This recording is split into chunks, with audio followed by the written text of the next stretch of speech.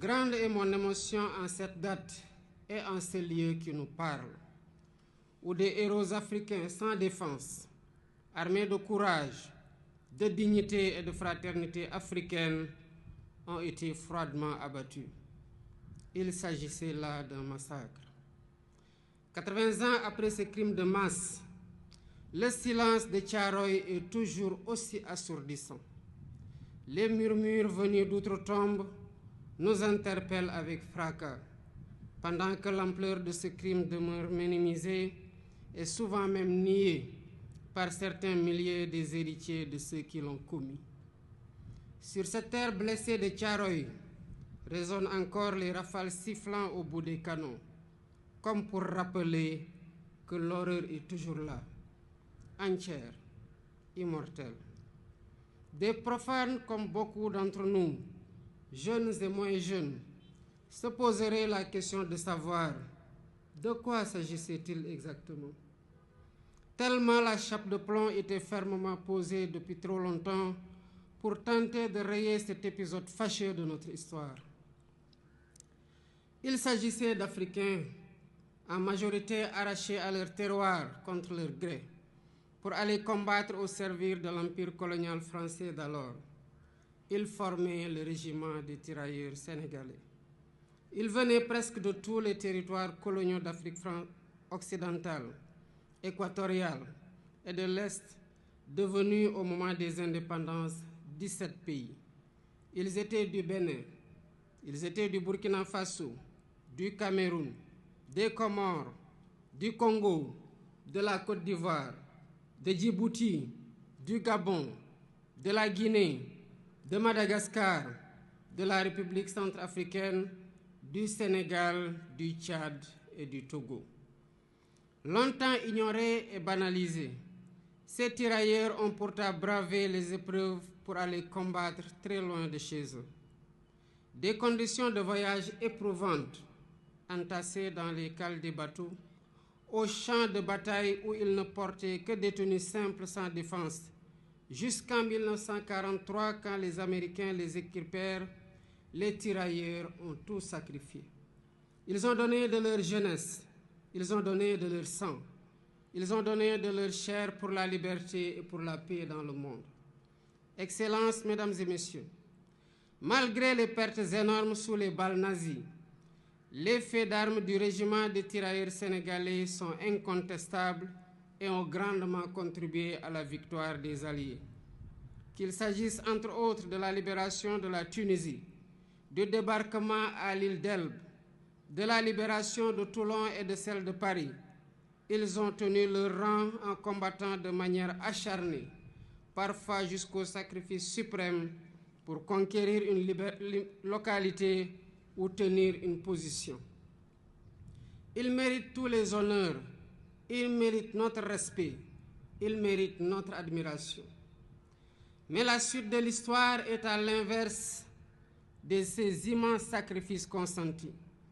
À la place d'éloges et de reconnaissance, l'ordre fut donné de neutraliser ceux qui avaient enduré la ségrégation dans les prisons allemandes et la rigueur de la captivité.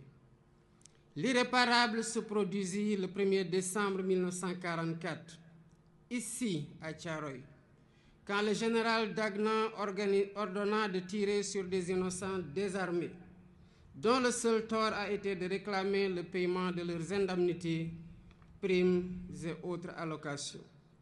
C'était là un acte prémédité, visant à réprimer des revendications légitimes, à dissuader d'autres et à perpétuer l'ordre colonial.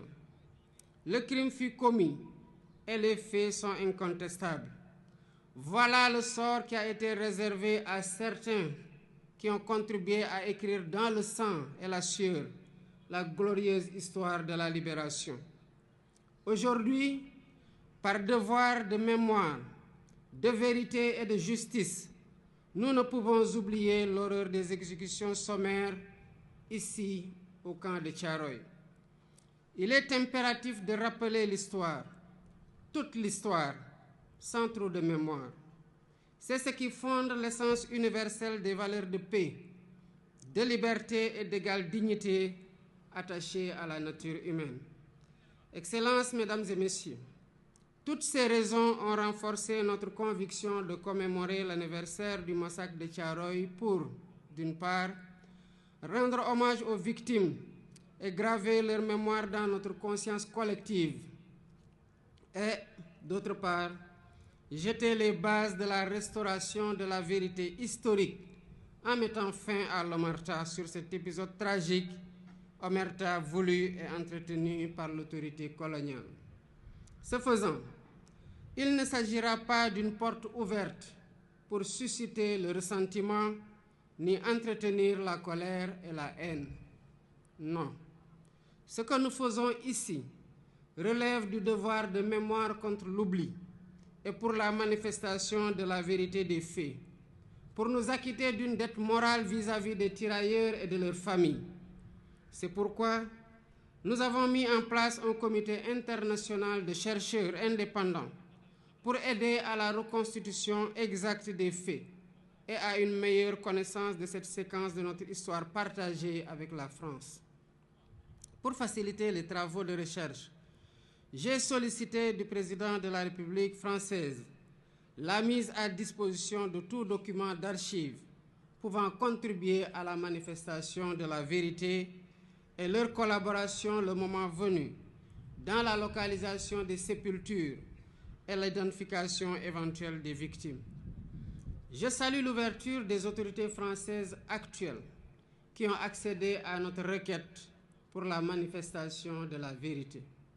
Ainsi, avant cette commémoration, des membres du Comité international de chercheurs se sont rendus en France et ont eu des séances de travail avec les autorités françaises et les responsables des sites où sont présumées gardées les archives manquantes. Les recherches se poursuivront après la commémoration.